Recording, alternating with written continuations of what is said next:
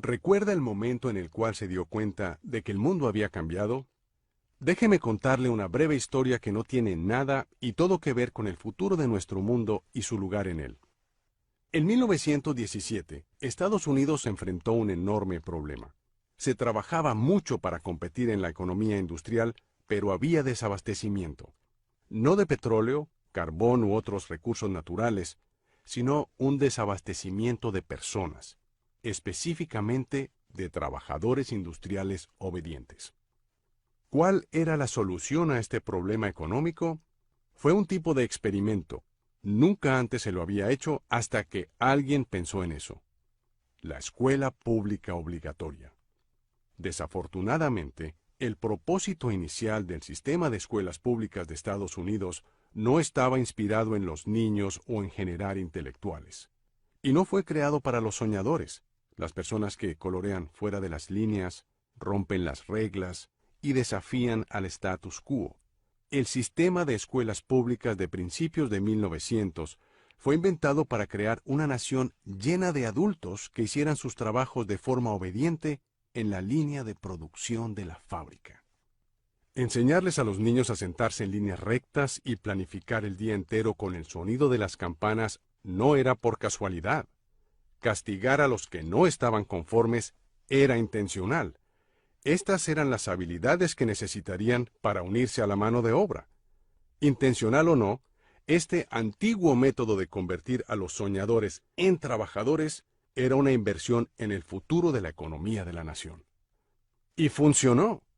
Esto luego llevó a varias generaciones de trabajadores productivos y ocupados. Pero ya no está funcionando. ¿Por qué? Nuestra economía ha cambiado.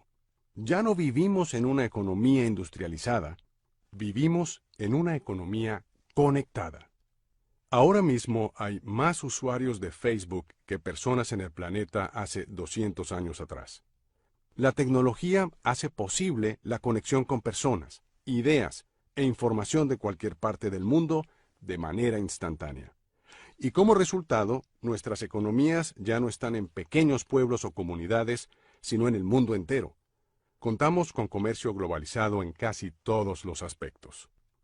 En el pasado, las personas obedientes que hacían lo que les decían sin preguntar, eran recompensadas por trabajar duro y dejar sus sueños de lado para conformarse, se les dieron trabajos bien pagos con los cuales lograban carreras de largo plazo, se les garantizaban pensiones, beneficios, la promesa de que siempre se los cuidaría, y así era.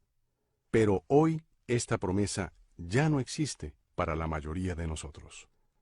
Incluso si tienen un trabajo administrativo, la mayoría de estos trabajadores aún trabajan en una fábrica. En lugar de operar una máquina de coser o de soldar un artefacto, hoy empujan lápices, escriben en teclados o hacen papeleo. Esto también es trabajo industrial, porque todo el enfoque del día se centra en aumentar la productividad, lo que deja poco espacio para la creatividad, la espontaneidad o la individualidad. Las masas de trabajadores educados todavía hacen lo que se les dice, pero lo que consiguen ya no es lo que se merecen. Incluso si hace todo lo que le piden que haga hoy, graduarse de la secundaria, ir a la universidad, obtener un título, trabajar duro en cualquier trabajo que pueda encontrar, si es lo suficientemente afortunado de encontrar uno, no tiene nada garantizado. Las compañías están forzadas a cambiar o morirán ahora mismo. Los despidos son mucho más frecuentes que las oportunidades de empleo, y los trabajos bien pagos están desapareciendo, o yéndose al extranjero con un índice alarmante. Si tiene un trabajo en el que su jefe le dice exactamente qué hacer, él o ella siempre encontrará a alguien más barato que usted para hacerlo. ¿Sabía que en la actualidad el promedio de duración de un trabajo es de 4 años y medio? En contraste con los años 60 cuando era de 40 años. La economía conectada recompensa a un grupo de personas diferente. Recompensa a las personas que ven las cosas de manera diferente, que no se conforman, personas que tienen ideas que nadie más tiene, personas que desean trabajar duro, pero saben que la manera antigua de hacer las cosas ya no funciona. La economía conectada lo recompensa, no por ser un engranaje en la rueda de la vida, sino por destacarse y llegar más lejos. La economía conectada recompensa a los conectores. Ya sea que esté conectando a una persona con otra persona, a un negocio con otro negocio, a un negocio con un producto o a un producto con una persona, quienes aprenden a conectarse son los que van a sobrevivir y sobresalir en la economía conectada. Así es como el mundo ha cambiado. No va a cambiar, ya cambió. Hoy las cosas son diferentes y nunca serán como solían ser.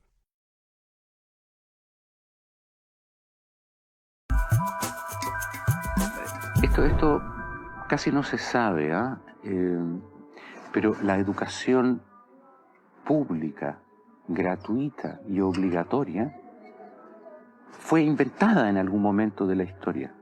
Antes no existía. La educación en la antigüedad distaba mucho de lo que hoy entendemos por educación.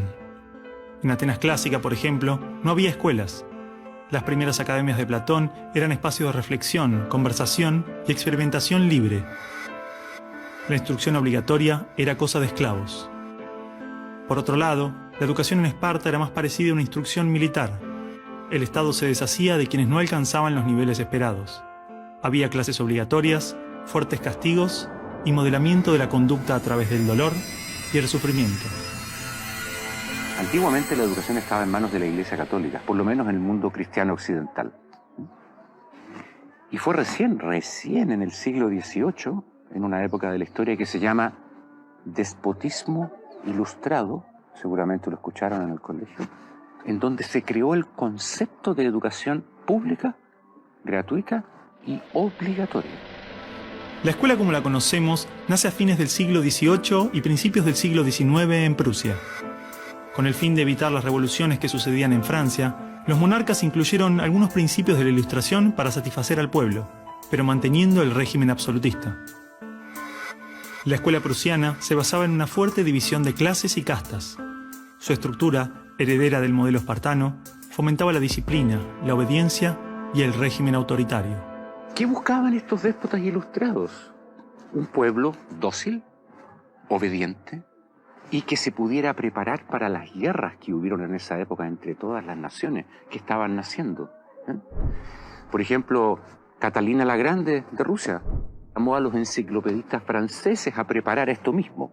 Diderot, uno de los más famosos, estuvo allí para armar este paquete, ¿sí?, formador, no de ciudadanos, sino que de obedientes súbditos de estos estados. Las noticias del exitoso modelo educativo viajaron rápido, y en pocos años, educadores de América y Europa visitaban Prusia para capacitarse. Con el paso del tiempo, el modelo se expandió a nivel internacional. Muchos países importaron la escuela moderna con el discurso del acceso a la educación para todos, elevando la bandera de la igualdad, cuando justamente la esencia misma del sistema provenía del despotismo, buscando perpetuar los modelos elitistas y la división de clases. Ese es el origen de la educación pública. Fíjense ustedes que Napoleón, un poco posterior, y enemigo jurado de todos estos déspotas, hizo lo mismo. Él lo decía con todas sus letras. Yo quiero formar un cuerpo docente para poder dirigir el parecer de los franceses. ¿Se entiende? Él lo tiene claro. Y eso opera, se sepa o no se sepa, hasta el día de hoy.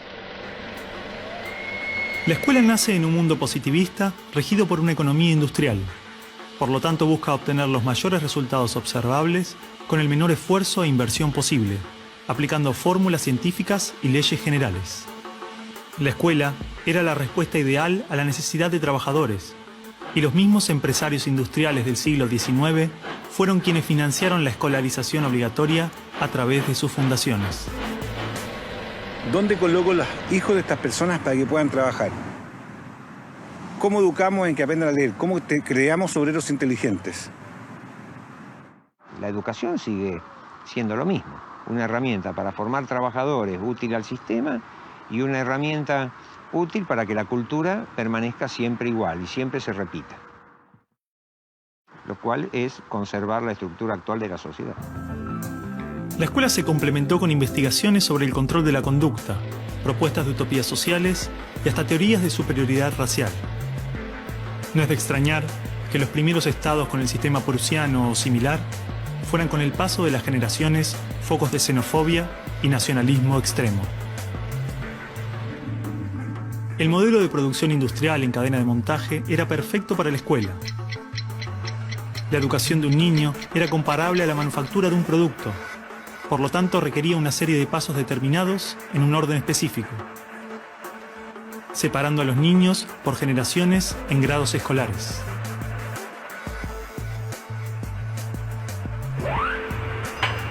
Y en cada una de estas etapas trabajaría sobre determinados elementos, contenidos que asegurarían el éxito, pensados minuciosamente por un experto. Digamos que el maestro es la figura que es la encargada de enseñar una serie de contenidos que tocan, porque alguien ha determinado así, en una edad determinada. Pero la educación no la preparan los biólogos. Y curiosamente muchas veces tampoco son educadores los que la preparan. Son administrativos. Son gente que no hace clases. En esta cadena, una persona estaría a cargo de una pequeña parte del proceso, insuficiente como para conocer el mecanismo en su totalidad, ni a las personas en profundidad. Un docente por año, por materia, cada 30 o 40 alumnos, llegando al punto de que el proceso termine siendo meramente mecánico. Y la educación, como la estamos viendo hoy, es administrativa. Hay alumnos que llegan, profesores que hacen clase, alumnos que se van, profesores que se van y al día siguiente se repite el ciclo. Un profesor estatal es un funcionario en que la autoridad le dice: usted tiene que enseñar esto, esto, esto y de esta forma. Porque hay que repetírselo a demasiados niños con un profesor de demasiadas horas de clase y con pocas horas de atención de alumnos en forma privada. Entonces va a dirigir siempre a un grupo colectivo. Porque evidentemente si tengo 30 niños, no puedo pretender que todos los 30 niños quieran hacer lo mismo al mismo tiempo. Este sistema de cadena de montaje, que nace con el taylorismo, fue aplicado tanto en la industria, la escuela y el ejército de diferentes países y culturas de Occidente.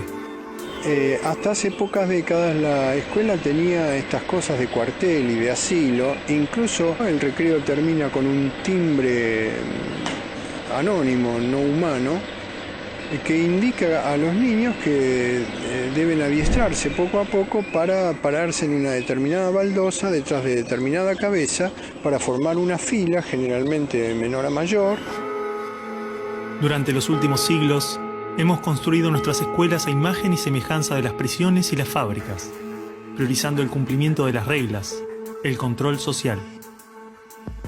La escuela se pensó como una fábrica de ciudadanos obedientes, consumistas y eficaces, donde poco a poco las personas se convierten en números, calificaciones y estadísticas.